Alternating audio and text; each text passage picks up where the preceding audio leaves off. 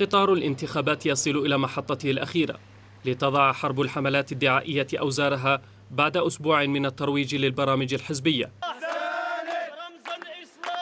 وهنا في مدينة السلع القريبة من العاصمة الرباط جانب من ذلك العرض الانتخابي لحزب العدالة والتنمية يتوقع أن يفوز بنسبة أصوات تتراوح بين 20 و30%. وحتى تتغير الأمور في الاتجاه الصحيح فإننا نعتقد اليوم أننا أمام امتحان انتخابات يجب أن تكون نزيهة 100%، لا أن يقولها لنا الملاحظون الغربيون، أن يشعر بها المواطن المغربي في كل مكان. أحزاب أخرى تشارك في هذه الانتخابات يأتي في مقدمها تحالف ل8 أحزاب علمانية تربطها صلة بالبلاط الملكي، وهو ما يعرف بالتحالف من أجل الديمقراطية، والذي تشكل حديثا لقطع الطريق أمام وصول الإسلاميين إلى الحكم. وإلى جانب العدالة والتنمية هناك حزب إسلامي آخر يوصف بالمتشدد، هو جماعة العدل والإحسان المحظورة من قبل الحكومة المغربية، وهي أحد الأطراف الداعية إلى مقاطعة الانتخابات التي يقاطعها أيضا حزبان من اليسار يملكان حاليا عددا محدودا من المقاعد في البرلمان.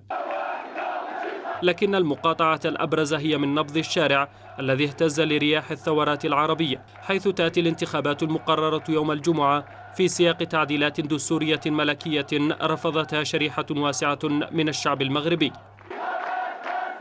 قطعنا مهزله ديال الدستور ورفضنا الدستور الممنوح اللي على ضوء دارت هذا اللي دارت كتنظم الان الانتخابات، وبالتالي فمن الطبيعي وانسجام مع الموقف ديالنا ديال المقاطعه ديال الدستور كنقاطعوا الانتخابات لانها مجرد مسرحيه لم تعد تنطلي على احد. نريد انتخابات تعطي برلمانا كامل الصلاحيه وحكومه كامله الصلاحيه وتمتلك الاليه التنفيذيه بالكامل.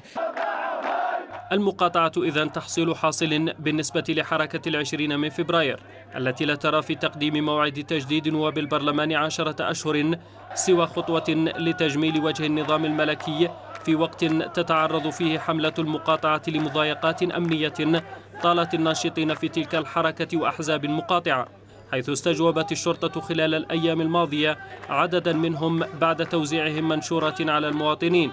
كما تعرضت ناشطة في حركة 20 من فبراير لاعتداء من قبل عناصر محسوبة على البلاط الملكي وفقا لاتهامات حزب الطليعة اليساري المقاطع، وهو ما جعل الحكومة المغربية محل انتقادات منظمات حقوقية تسعى لمراقبة مشاركة الناخبين عن كثب لاختبار مدى شعبية إصلاحات الملك المغربي محمد السادس.